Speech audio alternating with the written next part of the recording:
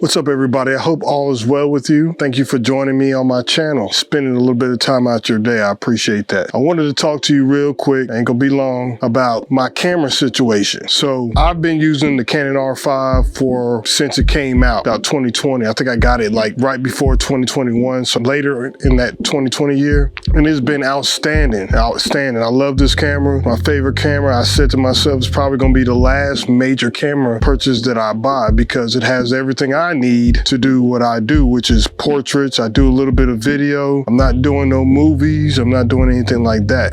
Hopefully one of these days I'll be able to do like a short or something like that. I'm working on that. But for photography, it has everything I need. And I know there's been some complaints about it, but those complaints don't apply to me. I have no issues with this camera. Definitely nothing big enough for me to be like, okay, I'm switching systems or I'm gonna buy another camera. The only thing that I had a problem with, which is not even really a problem, was when I shoot stuff outside of portraits, mainly street photography. It's just kind of a big camera to carry around. Now, it's not big. I had a 5D Mark II or Mark III, and that's a big camera. This camera is smaller, but the size of the camera walking around in the streets is probably not conducive to trying not to get jacked or, you know, just having to carry all that stuff. One of the main reasons why it's kind of I wanted to get another camera strictly for street photography mainly is because, you know, usually when you have a interchangeable lens camera, you might want to change lenses. You know, I may carry around the 85 and then find that's not what I need. 35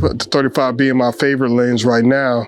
But, you know, I'm constantly mentally wanting to change lenses because I have them and I'm carrying them with me, so I want to change them. So for street photography particularly, I wanted something that could fit in my pocket, something small. I wanted something that was not interchangeable lens, so like a point and shoot. But I wanted all the same features to what I have in my day-to-day or my primary weapon of choice, which is the Canon R5. And I looked around for cameras. I looked at some of the old M series Canon joints. I looked at those, but those are interchangeable lenses, and it's probably going to be harder to find those lenses, or I don't know. I looked at those. I was looking heavily at the X100V, that Fuji, but you can't find it anywhere. It's like trying to buy some Nike Dunks as soon as they come out. So I wanted that camera, but it's hard to get it. You know, when it comes out, it's purchased immediately. So I was looking around for cameras that might fit my need, and I had looked at another camera called the Ricoh GRIIIx series. If you don't know about those, watch a couple of videos on them.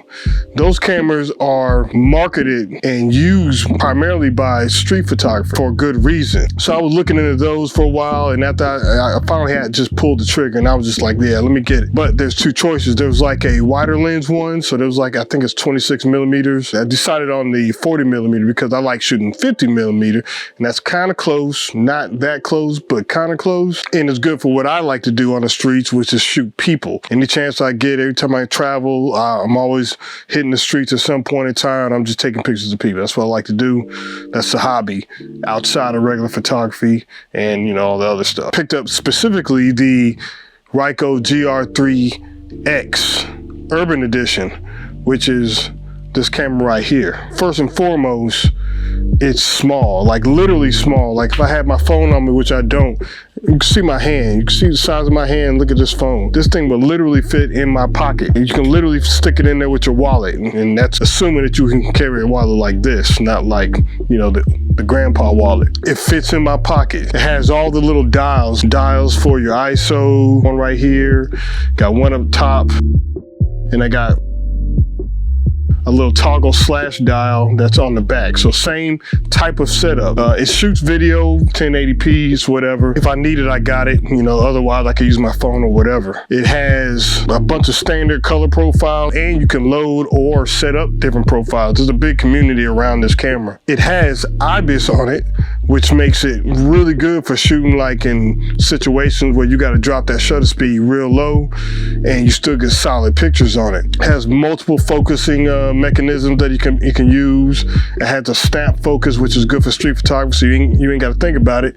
You just pick it up and you can set it to 1 meter, 2 meters, 2.5 or something like that, 5 meters, and anything that comes in within that, it'll lock on focus with it automatically and you can take the picture. So it makes it real quick quick to be like bop, bop, and be done with it. Now, there are some caveats with that that I found. And like I said, I'm not an expert with it, but regardless of the fact, the images look good. It's 24 megapixels. The files are big enough that real solid pictures on it. 24 megapixels. I was using a 5D Mark III for a while, and it only has 20, I think it had like 20 megapixels, 21 megapixels, and it was looking sharp too. So don't get bent out of shape by megapixels. But anyways, 24 megapixels, snap focus, IBIS. This thing has everything I need, but it has TV, AV, aperture priority, shutter priority, program mode, all that kind of stuff. I shoot it usually on one of those, because the whole point of this camera is to be able to just pick it up and just shoot. The lenses are 2.8. You can get some depth of field if you need to, depending on how close you're shooting. Like I said, this thing has everything that I need to shoot.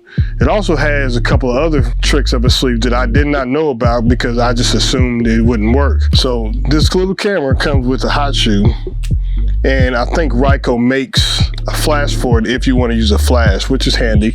This is the Canon 430EX2. This thing is old. I bought this thing like way back in the day. It was really overpriced when I bought it, but you know, it's still grinding, still doing its thing. You can actually put this camera on this little hot shoe and it works. So if I wanted a flash, or I didn't want to take a large kit and I wanted to have a flash, I could just grab one of the flashes I already have, snap it on the hot shoe, and take photos, and it actually works.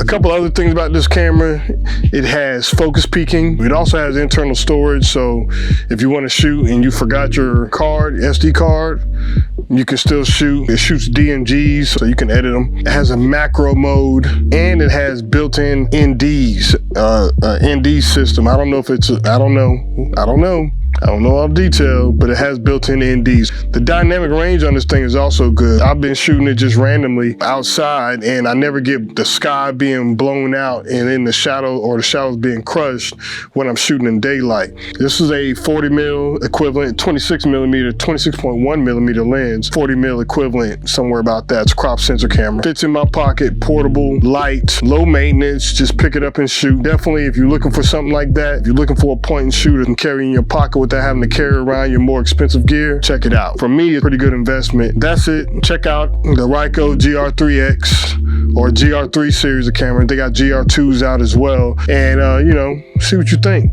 But for me, this is my sidearm, and my R5 is going to be my primary weapon. If you're looking for a camera like this, check it out. That's all I got. Peace out. See you in the next one.